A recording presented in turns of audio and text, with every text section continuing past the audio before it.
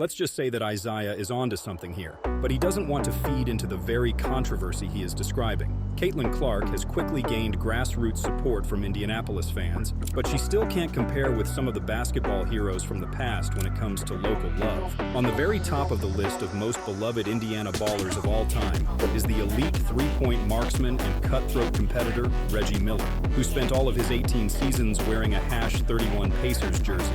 While you might expect Miller to show some respect to Clark as the new savior of his town, he went the opposite way and basically said that every rookie must learn how to deal with adversity and competition. What did you expect was going to happen to her? Number one, I don't think it's jealousy. Oh my God, she's getting all the endorsements. We're going to go after her. You're playing at the highest level. You're playing in the WNBA. You're coming from college and you're going to the pro ranks, right?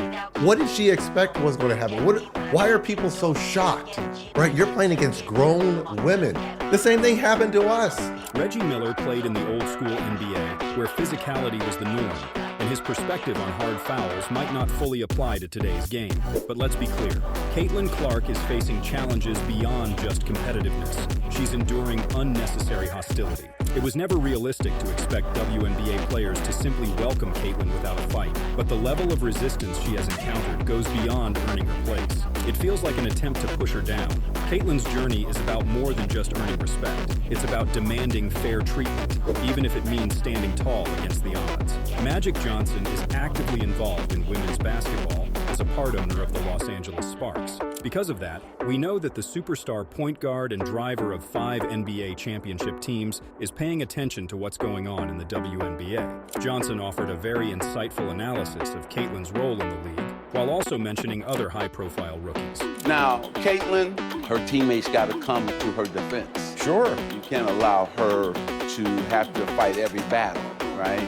But we have to understand that both Caitlin, Angel, and Brink, who plays for my Sparks, they made the WNBA better. And they're going to be tested by these incredible women who've been in the league for a long time.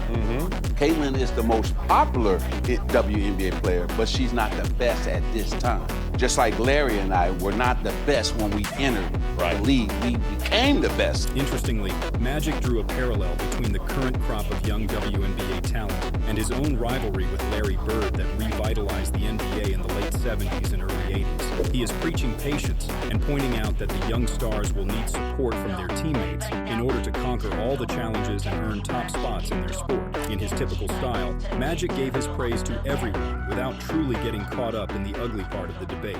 Still, his assessment of Clark is very high and can be taken as a sign that even old NBA players who have a vested interest in a competing team must respect her greatness. Anyone who remembers Magic from his playing days knows he was always classy and elegant in his public statements. That can't be said for one of his contemporaries. Charles Barkley was a physical player whose interactions with the media often sounded similar to his battles for position deep in the paint. Now working in the media and enjoying even greater popularity than as a player, the 11-time All-Star and 2-time Olympic gold medalist has commented on Caitlin Clark and her WNBA experience several times. He has been mostly supportive, like in this clip where he discusses how her form changed during the season. And the thing I love about her, she never says a word. And now when I watch her, two things I like. She's playing much faster.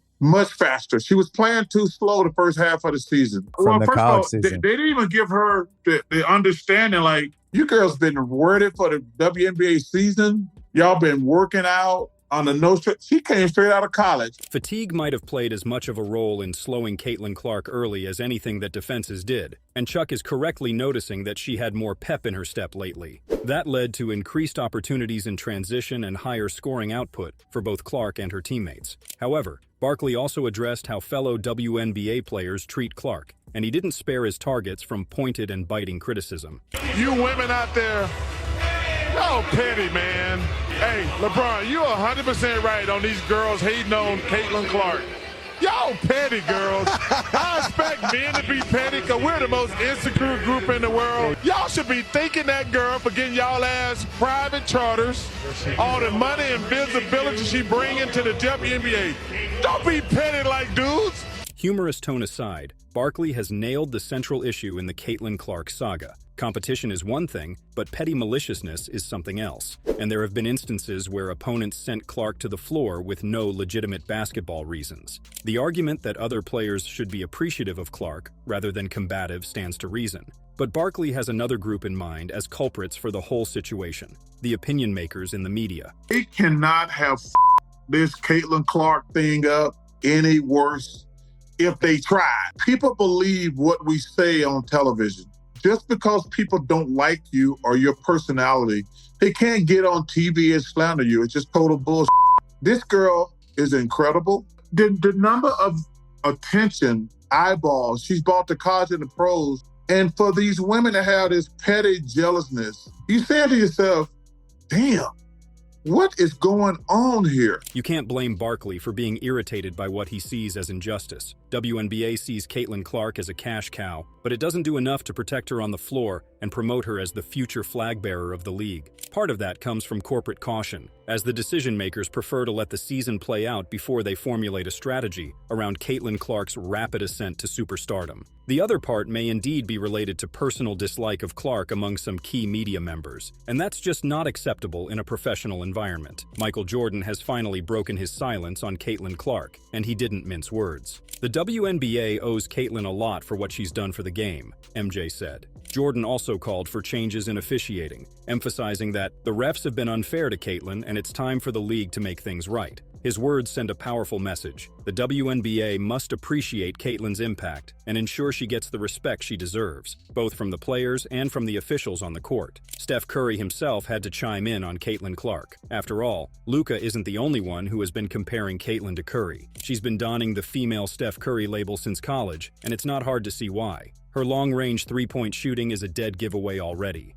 There's been comparisons of Steph Curry's shooting form with the similar form of Caitlin Clark. They both have that blindingly quick release time that stuns defenders. But their games have way more to it than just that weapon. Steph himself has observed that special aspect from Caitlin Clark. To be like Steph, you don't just have to have the skill to shoot like Steph. You need to perform, turn the game into a show for the crowd. You also have to have more to your game than that. Find ways to make your team better and affect the game even when the ball isn't in your hands. That's what separates Steph's greatness from all the other guards that have been practicing their three-point shot. It's no wonder why people have asked Steph a lot about Caitlin Clark, and it's cool that Steph has been outspoken with his praise. I saw somebody break down the release time, which is pretty much identical to mine.